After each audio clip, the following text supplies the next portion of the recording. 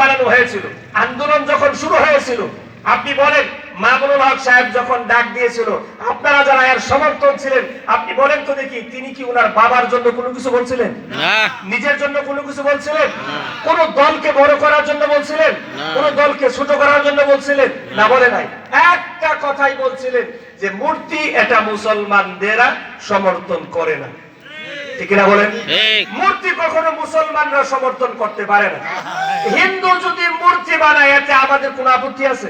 নাই। বাংলাদেশে এমন বহু নজির আছে, এক পাশে মসজিদ একেবারে লাগা মন্দিরও আছে। আছে কিনা বলেন? আছে। আমার স্পষ্ট মনে আছে, আমি হয়তোবা ডিসেম্বরের 30 তারিখে চট্টগ্রামে একটা মাহফিলে গিয়েছিলাম, পাহাড়তলিতে। ওই জায়গায়, যেই জায়গায় মাহফিল হয়েছে, মাহফিলের মনে হয় যে আপনার অল্প একটু জায়গায় যেমন দোকান আছে, এতটুক দূরে মন্দিরও আছে। মাহফিল যেই জায়গায় দেখা যায়, মাহফিল আর মন্দির যদি এক জায়গায় থাকতে পারে, আক্রমণ যদি না হয়, তাহলে বিদুর্মীদের সাথে আমাদের কোনো মতানৈক্য আছে? নাই। বলুন না, আমাদের কোনো সমস্যা আছে? ওনারা ওনাদের জায়গায় ওনারা দেব দেবীদের পূজা করবে, তাদের ইবাদত তারা করবে, আমরা আমাদের ইবাদত করব। কিন্তু এক জায়গায় আমরা একমত, মুসলমানরা কখনো দেব দেবীদেরকে সমর্থন করতে পারে না। এজন্য আল্লাহ পাক রব্বুল আলামিন বলেন, আমি যখন দেখলাম আমার নবী কষ্ট পাবে, আমিও জবাব দিয়ে জানিয়ে দিলাম, নবী গো, কেন তাদেরকে আমি আল্লাহ জাহান্নামে দিব? কারণ হলো তোমরা নিজেরা নিজেদের ঠিকানায় করে নিয়েছে জাহান্নাম। ও নবী, আপনি তাদেরকে যতই হিদায়াতের দাওয়াত আপনি দেন না কেন, নবী গো, তারা কখনো ঈমান আনবে না, মুসলমান হবে না। এজন্য আল্লাহ পাক রব্বুল আলামিন কোরআনে মাজিদের সূরা বাকারার প্রথমে জানিয়ে দিয়েছিলেন, সাওয়াউন আলাইহিম আআনযারতাহুম আম লাম তুনযিরহুম লা ইউমিনুন। আল্লাহ পাক রব্বুল আলামিন বলেন, আবু জাহেলের কাছে আল্লাহর নবী একবার আর দুইবার যায় না। আল্লাহর নবী আবু জাহেলের কাছে 1100 বারের বেশি কোরআনের দাওয়াত নিয়ে গিয়েছিল। সুবহানাল্লাহ বলেন। সুবহানাল্লাহ।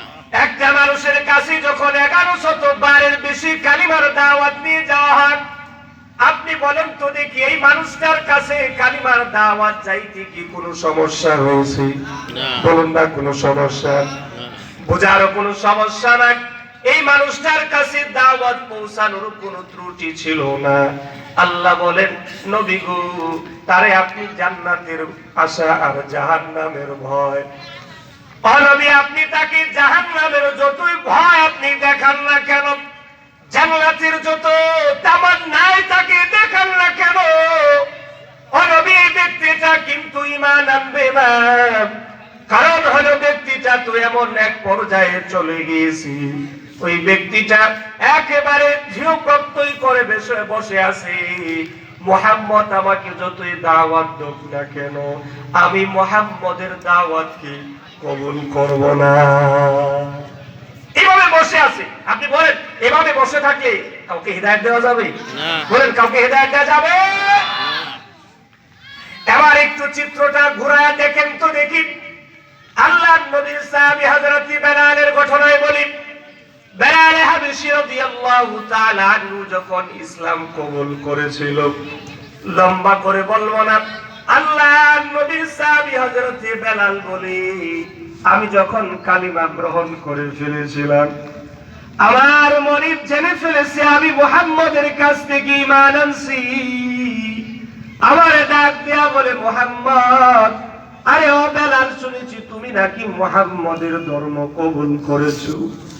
ওই বেলাল, তুমি যদি এই মুহূর্তে কালিমা না ছাড়ো, জানো তোমাকে কতটুকু আঘাত করা হবে। বেলাল হাবশী রাদিয়াল্লাহু তাআলা আনহু বলেন, একবার মুহাম্মদের কাছ থেকে ঈমান এনে মুসলমান হয়েছি, আমারে আপনি মারতে পারেন, আমারে আপনি কাটতে পারেন, মনে রাখবেন, ঈমান থেকে আমি বেলালের পিছপা হটাতে পারবেন না। বেলাল ছিল হাত দেশের মানুষ, আর আবু জাহেল ছিল মক্কার মানুষ, কাছের মানুষ ঈমান আনে নাই, কারণ নিয়ত করে নাই। দূরের মানুষ নিয়ত করেছে, আসছে, হিদায়াত প্রাপ্ত হয়ে গেছে। ঠিক না জোরে বলেন? হিদায়াতের জন্য একটা তামান্না থাকতে হবে। হিদায়াত, আমি হিদায়াত প্রাপ্ত হব, আমি ভালো কাজ করব, এর জন্য আপনার ভিতরে একটা কিন্তু নিয়ত লাগবে। নিয়ত না থাকলে কিন্তু হবে না। কত হাজি সাহেব আছে হজ করার আগ থেকে দেখবেন, আমি হজ করব, আমি হজ করব, আমি হজ করব। কোন দিন জানে আল্লাহ ডাক দিয়া নিয়ে যায় বলতেও পারেন। ঠিক কিনা বলেন?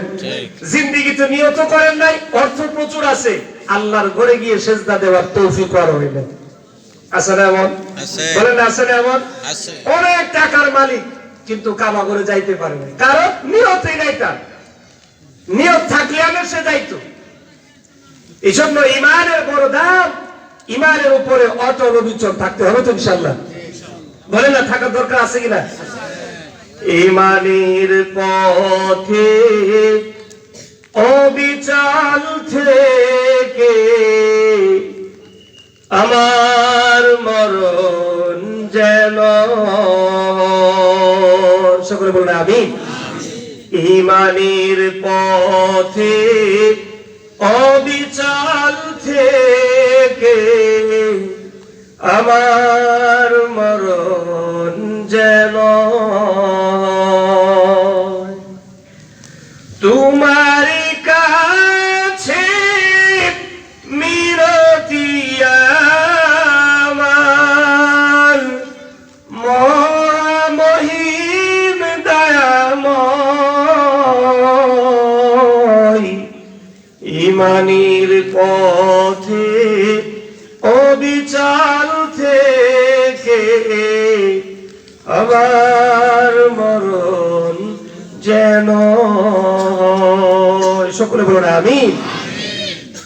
এভাবে আবু লাহাবকে, আরে আবু তালেবকে বলার পরেও ঈমান সে আনলো না। যেহেতু ঈমান আনলো না, বলেন তো দেখি এখানে আর নবীজির কোন দোষ আছে? বলেন আর আছে? নাই। কিন্তু তারপরেও শেষবারেও বলছিল, চাচা শেষবারের মতো বলি আপনি ঈমান আনেন। বলেছে না ভাতিজা, ঈমান আর আনবো না। মন খারাপ করে আল্লাহর হাবিব চলে গেছে। আল্লাহ বলেন, হাবিব আপনি কষ্ট পেয়েন না, কষ্ট নিয়েন না, হিদায়াতের জিম্মাদারি আমি আল্লাহ পাকের কাছে রেখে গেলাম। সুবহানাল্লাহ বলেন। এজন্য আল্লাহর নবী বলেন, চাচা আপনি যে ঈমান আনলেন না, জানেননি কিয়ামতের ময়দানে আল্লাহ পাক কেমন আযাব আপনাকে দিবে। কিয়ামতের ময়দানে আল্লাহ কিভাবে মানুষদেরকে আযাব দিবে আর জাহান্নামের মধ্যে নিক্ষেপ করবে। চাচা গো, আপনার দুনিয়ার যে আমল আছে, আমল কিন্তু কিয়ামতের ময়দানে আল্লাহ উন্মুক্ত করে দিবে।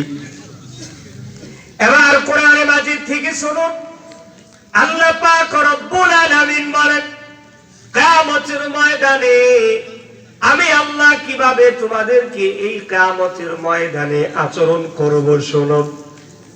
কোরআনে মাজিদের মধ্যে হিফজ কোরআনের 15 নাম্বার পারা 2 নাম্বার পৃষ্ঠায় সূরা বনী ইসরাঈলের 13 নাম্বার আয়াতে কারিমাটা এবার লক্ষ্য করুন। আল্লাহ পাক বলেন, ওয়া কুল্লা ইনসানিন আলজামনাহু তাইরাহু ফি উনুকিহি ওয়া নুখরিজু লাহু ইয়াওমাল কিয়ামাতি কিতাবান ইয়ালকাহু মানশুরা। ইকরা কিতাবাকা কাফা বিনাফসিকা আল-ইয়াওমা আলাইকা হাসিবা। আল্লাহ পাক রব্বুল আলামিন বলেন, কিয়ামতের ময়দানে আল্লাহ পাক রব্বুল আলামিন বলবেন, ওয়া কুল্লা ইনসানিন আলজামনাহু, প্রত্যেকটা মানুষ তার আমলনামাকৃত কর্মটাকে এমন ভাবে দেখতে পাইবে। আল্লাহ বলেন, তাইরাহু ফি উনুকিহি, আমি আল্লাহ মানুষের প্রত্যেকের মানুষের ঘাড় সংলগ্ন করে দিলাম তাদের আমলনামাগুলো। আল্লাহু আকবার বলেন। আল্লাহ বলেন, আমি তাদের ঘাড় সংলগ্ন করে দিলাম। আল্লাহ বলেন, কিয়ামতের ময়দানে ওয়া নুখরিজু লাহু, আমি আল্লাহ তাদেরকে বের করে আনবো ইয়াউমাল কিয়ামাতি কিতাবা, এমন একটা কিতাব আমি আল্লাহ তোমাদের সামনে তোমাদের জন্য বের করব। ওই কিতাবটা হলো কিতাবান ইয়ালকাহু মানশুরা।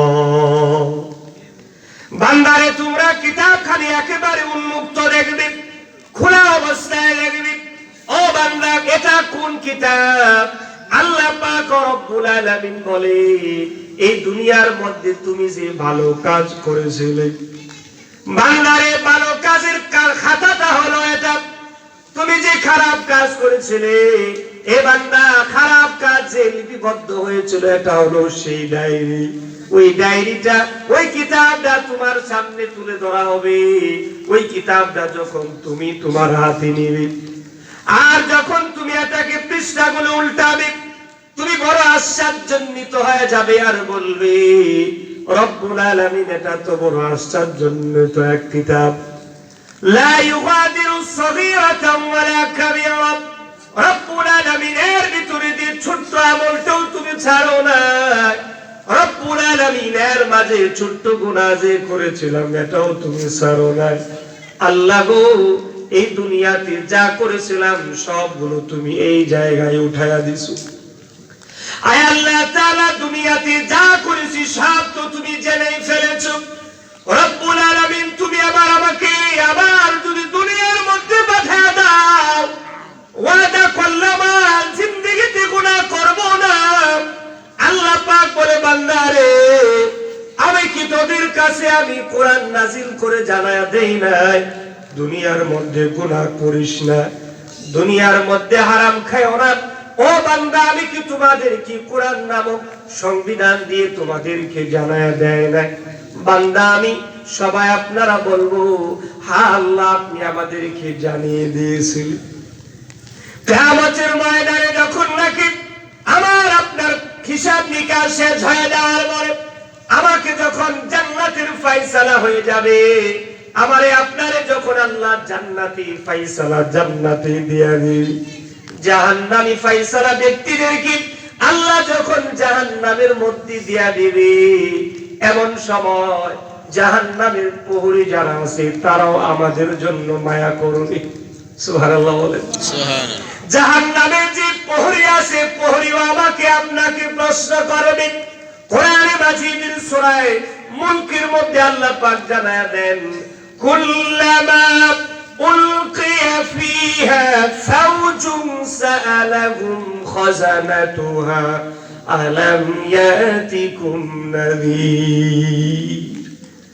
আল্লাহ পাক রব্বুল আলামিন বলেন, জাহান্নামের ব্যক্তিরা জাহান্নামের মধ্যে যাওয়ার সময় সালাহুম, জাহান্নামের প্রহরীরা সওয়াল করবে গো, আর বলবে, আলাম ইয়াতিকুম নাযীর, ও জাহান্নামীরা, তোদের কাছে কি কোনো ভীতি প্রদর্শনকারী যায় নাই নাকি?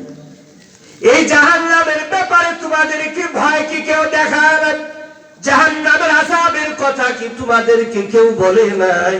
আমরা আপনারা সবাই এক বাক্যে বলবো, হ্যাঁ আল্লাহ, হ্যাঁ, আমাদের কাছে তো ফেরেশতারা এসেছিল, আমাদের কাছে তো নবী রাসূলরা এসেছিল, উলামা কেরামরা এসেছিল, আমাদের কাছে কোরআনের কথাগুলো আমাদেরকে বলেছিল, কিন্তু আমরা তা মানি না, আমরা তা কখনো এই কথাগুলো কর্ণপাত করি নাই। যেমন করে জাহান্নামী ব্যক্তিদের অবস্থাটা কেমন হবে? আল্লাহ পাক রব্বুল আলামিন বলেন, আমি তাদেরকে এমন এক ভয়াবহ শাস্তি দিব। ভয়াবহ শাস্তির প্রথম নাম্বার ধাপ হলো, আমি আল্লাহ আর তাদের কাছ থেকে মৃত্যু নামক জিনিসটা পাঠাবো না। আমি আল্লাহ তাদেরকে জীবিত রেখে আমি জাহান্নামের মধ্যে নিক্ষেপ করব। নাউজুবিল্লাহ বলেন। আর মরা যাবে না, মারা যাবে না মানুষগুলো। এই মানুষগুলো একেবারে জাহান্নামে যাবে, একবার আগুনে দগ্ধ হয়ে যাবে, একদিকটা হবে আর একদিকটা জীবিত হয়ে যাবে। আরে কতই না কষ্ট হবে। যদি এমন হতো, দেখেন আমরা একটু কষ্ট পেলে আমরা বলি, যদি মরে যেতাম ভালো আছে। কথা বলে বলে কিনা? যখন অতিরিক্ত বিরক্তি যখন শরীরে চলে আসে, মরে যদি যাইতাম, বেঁচে যেতাম। বলেন মহিলা কি মানুষ বাঁচে না বিপদে পড়ে? বিপদে পড়ে। যদি একবার আমল খারাপ হয়ে যায়, মরে যদি যান, মনে রাখবেন মাত্র খেলা শুরু। ঠিক নেই? মাত্র খেলা শুরু। আপনার ভাবতেছেন এই 30-40 বছর 50 বছরের হায়াতের জিন্দিগি মনে আমার সবচাইতে প্রিয় না। জ্ঞানী মানুষ তো তারাই যারা অনন্ত অসীম কাল আরামে থাকবে, 40-50-60 বছর কষ্ট করে যাবে। ঠিক কিনা জোরে বলেন? বিদেশ মানুষ সারা জীবন করে না, নির্দিষ্ট একটা সময় বিদেশ করার পরে আবার স্বদেশে ফিরে এসে আরাম আয়েশের জিন্দিগি কাটানোর জন্য কয়েকটা বছর মাত্র বিদেশে শ্রম দেয়। ঠিক কিনা বলেন? আর যারা যারা জ্ঞানী মানুষেরা বলে অনন্ত অসীম কালের জন্য আমি হাসরের ময়দানে থাকবো, আমার মৃত্যুর পরে অনন্ত অসীম কাল আমাকে সেই জায়গায় পার করতে হবে, আর দুনিয়াতে সামান্যটুকু সময় 70 বছর 60 বছর 50 বছর কষ্টের বিনিময়ে যদি অনন্ত অসীম কাল সুখে থাকা যায়, ভালো তো আমার সেটাই দুনিয়াতে কষ্ট করাটা। ঠিক কিনা বলেন? এই দুনিয়াতে কষ্ট করাটা একমাত্র ইমানদাররাই নিজের শরীরের সাথে খাপ খাইয়ে নিতে পারে, অন্য কেউ এটা পারে না। ঠিক কিনা জোরে বলেন? যখন নামাজের সময় হয়, দুনিয়ার সব কাজ মানুষেরা করতে পারে, নামাজের সময় হলে 10 মিনিট নামাজে দিবে, এই সময়টুকু সময় তাদের হয় না। কথা হয় না? 10 মিনিট সময় হয় না, অথচ চায়ের দোকানে পয়সা ঘন্টার ঘন্টা সময় দিতে পারে, এই সময়ের কোনো দামও নাই। ঠিক না? এই চায়ের চুমুক দিতেছে, অন্যের গালাগালি বদনাম দুর্নাম যা আছে সব করতেছে, সময় আছে। কিন্তু মসজিদে আজান হয়েছে, মাগরিবের আজান হয়েছে, ফজরের আজান হয়েছে, আসরের আজান হয়েছে, 4 রাকাত 5 রাকাত 6 রাকাত নামাজ পড়তে কত মিনিট সময় লাগে বলেন? যাবে না। তাহলে বোঝা যায় সে জিদ করে বসে আছে আবু তালেবের মতো, জাহান্নামে গেলে যাবো আমি, তো তোর কি হয়েছে? কথা কই না? জাহান্নামে গেলে আমি যাবো, তোমার কি হয়েছে? এভাবে রাগ করে বসে থাকলে হেদায়েত আসবে না। তওবা করেন, এই কথা বলে আল্লাহ ভুল করে ফেলেছি, আর নামাজ ছাড়বো না। মা বোনদেরকে বলি তওবা করেন, পর্দা ছেড়ে দিয়েছি, আমি আমার স্বামীর কথা শুনি নাই, ভুল হয়েছে স্বীকার করে আল্লাহর কাছে তওবা করেন, স্বামীর কাছে মাফ চান, নতুন করে সুন্দর আবার জিন্দেগি শুরু করেন, আল্লাহ আপনাকে মাফ করে দেবেন। ঠিক না জোরে বলেন? বেপরদাগিরি এই বাড়তে বাড়তে বাড়তে বাড়তে এমন হয়ে গেছে, পর্দা যে নারীর জন্য ফরজ আর পুরুষের জন্য যে ফরজ, এটা একেবারে আমাদের জেহেন থেকে উঠেই গেছে। ঠিক না বলেন? নারীরা বলে যে পর্দা করা লাগে না, পুরুষরা বলে আমাদের তো কোনো পর্দার বয়ান হুজুররা করেই না, আমরা জানিও না, আমাদের কোনো পর্দাই নেই। মন ভালো আছে? আচ্ছা বলেন তো দেখি আমাদের পর্দা আছে কিনা পুরুষদের? বলেন পর্দা আছে কিনা? আচ্ছা পশ্চিম পাশের মানুষরা কি বলেন? পুরুষের পর্দা আছে? এই পাশের মানুষ কি বলেন? পর্দা আছে। সামনের ভাইয়েরা কি বলেন? পর্দা আছে। বলেন তো কিভাবে পর্দা করবেন? কিভাবে দেখে দেখে? অনেকে মানতে খারায় বলে আল্লাহ বলছে একবার দেখলে জায়েজ আছে, একবার এমন দেহে চোখ কানা হয়ে যাবে, চোখ কান্নাও যাবে, চোখ কানা হয়ে যাবে। এই দেখার কথা বলছে? কথা বল, এই দেখার কথা বলছে না? এই দেখার কথা বলে নাই, চোখের সামনে পড়ে গেছে, চোখ নিচের দিকে দিয়ে দেবে।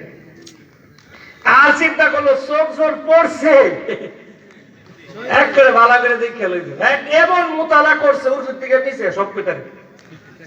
একটু পরে জিজ্ঞাসা করলে কি পড়ছেন কি না হয়েছে সব কয়ে দিতে পারে। এক দেহা এমন দেহা দেখছে, এমন দেহা দেহা জায়েজ? বলেন না জায়েজ? হারাম, দেখা যাবে না। আর আমরা মনে করি এমনটা, আমাদের মা বোনদের অবস্থা এমন হয়ে গেছে, আমরা মনে করি যে আমাদের চাচাতো ফুফাতো খালাতো এই জাতীয় যারা ভাই আছে এদের সাথে দেখা দেওয়া জায়েজ। কি বলেন? না।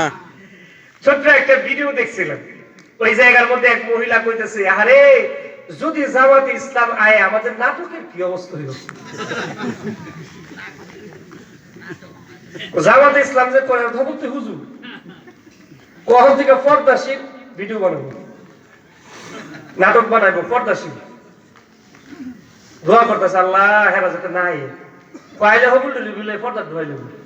হ্যাঁ কি মন ঠিয়া পড়ছে তোমরা পর্দা করে তো কথা বলা। জামাত ইসলামী কি ঠিয়া পড়ছে তোমরা পর্দা করে তো? হিদায়াত তো আল্লাহর কাছে। কার কাছে বলেন? আল্লাহর কাছে। বলার মালিক আমরা, হেদায়েত দেওয়ার মালিক কে? আল্লাহ। আমরা এই কথা বলবো, উলামায়ে কেরামরা এই কথা বলবে, ধার্মিক মানুষ যারা আছে তারা এই কথা বলবে, বোন তুমি পর্দা করো, মা তুমি পর্দা করো, মেয়ে তুমি পর্দা করো। যারা ইসলাম মানে তারা এই কথাটা বলবে। মানা না মানা আপনার দায়িত্ব। যতদিন মেয়েটা আপনার কাছে আছে ততদিন আপনার জিম্মায় থাকবে, হাসরের মাঠে আপনাকে বলবে। মেয়ে যদি হয় মেয়েটাকে আপনারা প্রথমে এমন টাইট ফিট প্যান্ট শার্ট আপনারা পরাবেন না, টি শার্ট পরায় বাজারে ছেড়ে দেয়, গেঞ্জি পরায় বাজারে ছেড়ে দেয়, তো আমরা দেখলে দোষ কি? কথা কই না? আপনি ছাড়তে পারলে দেখলে দোষ কি? এক বছর আগ দিয়ে বসে রাস্তায় বাথরুম করতে বসছে, যে বছর দেখছে এই বছর দোষ। কথা কই না? বাথরুম যে করতে বসে এর দোষ না যে দেখছে এর দোষ? তার দোষ না। এখন যদি হ্যাঁ যদি বিয়া তোমার আমার দিকে চাইলে কি রে, এটা হইলো? যুক্তিসঙ্গত হইলো? আপনি ছেড়ে দিলেন আপনার মেয়েটাকে, আপনি ছেড়ে দিলেন আপনার বউটারে। আপনি বলেন তো দেখি, আপনি আপনার মেয়ে বউ এইগুলোর ছেড়ে দিয়ে আপনি যদি করে তোরা তোদের নজর নিচে নামা, নিচে নামা, নিচে নামা, নাম বইটা নামার জিনিস, এটা কথা বলে না, এটা নামার জিনিস না, নামার জিনিস না। তো অটোমেটিক যুবক তাকায় থাকে, এর জন্য দায় হচ্ছে আপনি।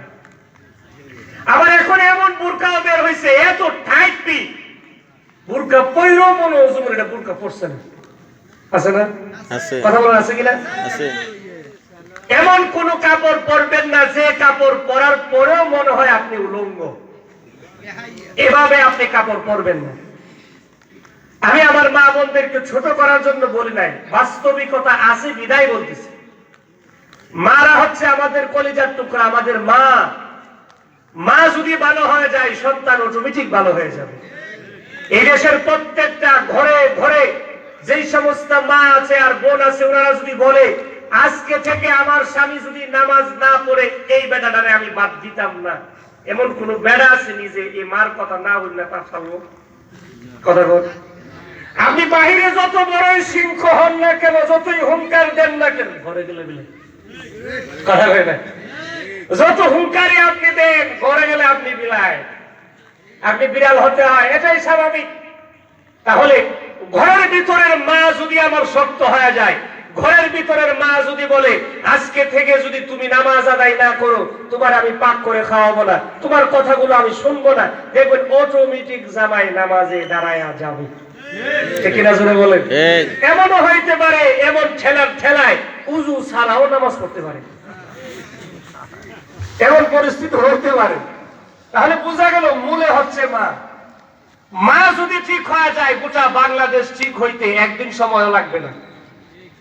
যেমন দেশের মধ্যে দেশের প্রধান এক কথা বললে যেভাবে সব মানুষ শুনতে বাধ্য হয়ে যায়, আর ঘরের ভিতরের মা যদি একদিন এক হুঙ্কার দেয় প্রত্যেকটা মানুষ শুনতে বাধ্য হয়ে যাবে। ঠিক কিনা জোরে বলেন? এজন্য আমি আমার মাদেরকে বলবো, মা এমন এক দামি জিনিস, উনাদের এই পবিত্র পেটের ভিতর থেকেই কিন্তু আমরা আসছি। আমাদের মার পেট যত পবিত্র হবে সন্তান ততটা পবিত্র হবে। মার পেট যত গোপন থাকবে সন্তানটা তত আমলি হবে, তত পরহেজগার হবে। মার পেট যত উদাম থাকবে, মার পেটে যতদিন পর্যন্ত কাপড় থাকবে না, মনে রাখবেন এই ছেলে এই মেয়েটা নির্লজ্জ বেহায়া হবে, এতে কোনো সন্দেহ নাই, কোনো সন্দেহ নাই। এজন্য মার পেটকে সবসময় আবৃত করে রাখতে হবে, ঢেকে রাখতে হবে। কারণ হলো আমার অনাগত সন্তানটাকে আমি বুজুর্গ দেখতে চাই, আনেওয়ালা সন্তানটাকে আমি আল্লাহওয়ালা দেখতে চাই। যদি এমনটাই মনে করেন তাহলে আপনি আপনার ছেলেটাকে সব সময় ঢেকে রাখবেন। পারবো না ইনশাআল্লাহ? ইনশাআল্লাহ বলেন না, পারবো না ইনশাআল্লাহ? ইনশাআল্লাহ। আপনি যদি বিবাহিত হন, আপনার যদি সন্তান সম্ভাবনা হয়, তাহলে আপনি আপনার স্ত্রীকে তালিম দিবেন, বলে স্ত্রী তুমি তোমার পেটটারে তুমি ঘুরে রাখো, তোমার শরীরটাকে তুমি ঘুরে রাখো, তোমার শরীরটাকে মানুষের সামনে প্রদর্শনী করে না, দেখাও না মানুষকে। দেখবে এই পেট থেকে দেখবেন একদিন এমন এমন সন্তানগুলো বের হবে যারা বাংলাদেশের সূর্য সন্তান হয়ে যাবে। ঠিক কিনা জোরে বলেন? এজন্য মারা ঠিক হয়ে গেলে আমরা বাবারও ঠিক হয়ে যাবে। আল্লাহ পাক রব্বুল আলামিন বলেন, মহিলাদের ব্যাপারে আল্লাহ পাক বলেন এমন ভাবে তোমরা চলাফেরা করো না জাহিলিয়াতের মতো, তোমরা তোমাদের রূপগুলাকে মানুষের সামনে প্রদর্শন করিও না, কারণ হলো মারাই এমন এক দামি, মারা এমনই দামি যে মার পেট থেকে মুহাম্মাদুর রাসূলুল্লাহ বের হয়েছিল। ঠিক কি রাসূল বলেন? মুহাম্মাদুর রাসূলুল্লাহ মার পেট থেকে বের হয়েছিল। মার পেট অনেক দামি এক জায়গা। এজন্য মুসলমান ভাইয়েরা আমার, শেষ কথা বলে আপনাদের কাছ থেকে বিদায় নিয়ে যাব। আল্লাহ পাক বলেন, কিয়ামতের ময়দানে আমার কাছে কোনো জিনিসের দাম নাই। যে জিনিসের দাম আছে, 1 নাম্বার হলো ঈমান, 2 নাম্বার হলো আমল। আমার কাছে ঈমান আর আমল ছাড়া আর কোনো জিনিসের দাম নাই। কিয়ামতের ময়দানে আমি আল্লাহ সর্বপ্রথম জিজ্ঞাসা করব, বান্দারে তোমার হায়াতের যে ছোট্ট জিন্দেগি দিয়েছিলাম, এই ছোট্ট জিন্দেগির মধ্যে নামাজ তুমি আদায় করেছো কিনা? বান্দারে তুমি এই ইসলাম মেনে তোমার জিন্দেগি পরিচালনা করেছিলা কিনা? আল্লাহ পাক সর্বপ্রথম যে জিজ্ঞাসাটা আমাকে আপনাকে করবে, নামাজ যদি কোনো বান্দার ঠিক হয়ে যায়, আল্লাহ পাক বলেন সব জায়গায় আসান হয়ে যাবে। নামাজের মধ্যে যদি ধরা পড়ে যায়, বান্দারা সব জায়গায় ধরা পড়ে যাবে। আল্লাহ বলেন কিয়ামতের ময়দানে এমন কোন দুনিয়ার মানুষ নাই গো জাহান্নামের আযাবটুকু সহ্য